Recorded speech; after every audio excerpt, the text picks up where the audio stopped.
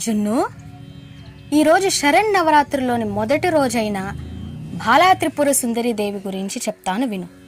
అయితే పురాణాల ప్రకారం సతీదేవి దహనం అయిపోయాక శివుని మనస్సును ఎలాగైనా మరలుగొల్పి పార్వతీదేవిగా అవతరించిన సతీదేవి మీద అతని మనస్సును లగ్నం చేయాలని భావించారు దేవతలు. ఆ కార్యాన్ని సాధించేందుకు వారికి మన్మధుడే కీలకంగా తోచాడు. శివుడు ధ్యానం చేసుకునే సమయంలో అతని మీదకు తన పూల బాణాలను సంధించాడు మన్మథుడు. అంతే, దాంతో ధ్యానం చెదిరిన శివుడు కోపంతో తన మూడో కంటిని తెరిచి ఆ మన్మధుడిని భస్మం చేశాడు. మన్మధుని బూడిదలో ఒక అసురుడు పుట్టాడు. అతనే భండాసురుడు. శివుని క్రోధాగ్నిలోంచి పుట్టినవాడే కాబట్టి అతనికి అద్భుతమైన శక్తులు ఉన్నాయి. బ్రహ్మ, విష్ణు, ఇంద్రుడు మొదలైన దేవతలందరినీ ఇతడు యుద్ధంలో తరచూ ఓడించసాగాడు. దేవతలు భండాసురుని ఆగడాలు తట్టుకోలేకపోతున్నారు. ఇదిలా ఉండగా భండాసురుడికి 30 మంది కుమారులు పుట్టారు. వీరందరికీ కూడా తండ్రి బుద్ధులే అనగా అజ్ఞానం, దుర్మార్గపు అలవాట్లే వచ్చాయి. దేవతల పూజలు, యజ్ఞాలు, దహనం చేయడమే వీరి పని అయిపోయింది. వీరంతా శక్తిమంతమైన వీరులు. ఇంద్రాది దేవతలకు కూడా అంతులేని భయాన్ని కలిగించగల రాక్షసులు.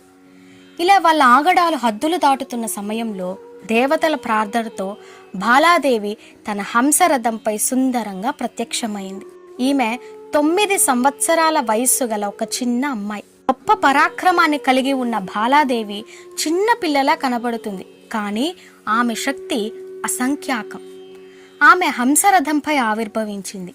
హంసలు అంటే శ్వాసకు సంకేతం, ఉచ్ఛ్వాస, నిశ్వాస అని. అందువల్ల బాలాదేవి ఆరాధనను ప్రాణశక్తి ఆరాధన అని చెబుతారు. యుద్ధ రంగంలో భండాసురుని 30 మంది కుమారులు గర్జిస్తూ వచ్చారు. దేవతలందరూ కంగారు పడ్డారు.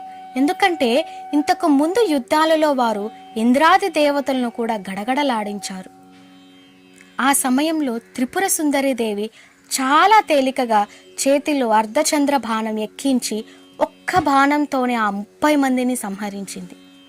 చిన్న బాలికలా కనబడుతున్న అది కేవలం రూపమే, అసలు శక్తి మాత్రం అంతులేని పరాశక్తి.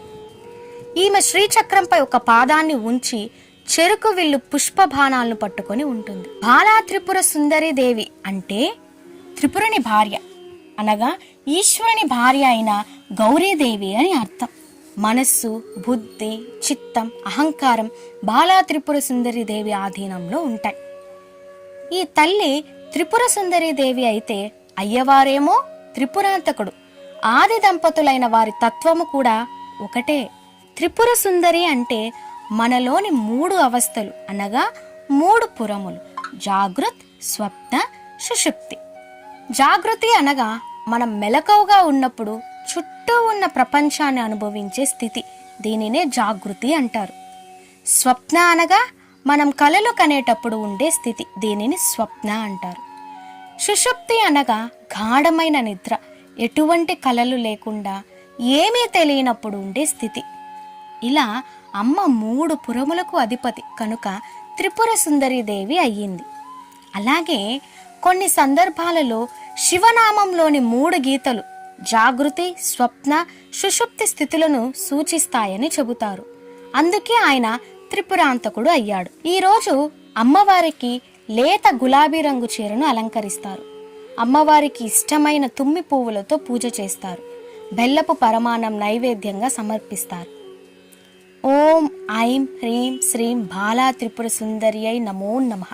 ఓం త్రిపుర సుందరి విద్మహే కామేశ్వరి చ ధీమహి తన్నో బాలా ప్రచోదయత్ అనే మంత్రంతో జపిస్తారు. ఓం శ్రీ మాత్రే నమః. ఈ కథ గనక మీకు నచ్చితే ఒక్క లైక్ ఇవ్వండి. ఇలాంటి మరెన్నో వీడియోస్ కోసం వెంటనే మన ఛానల్ని సబ్స్క్రైబ్ చేసుకోండి.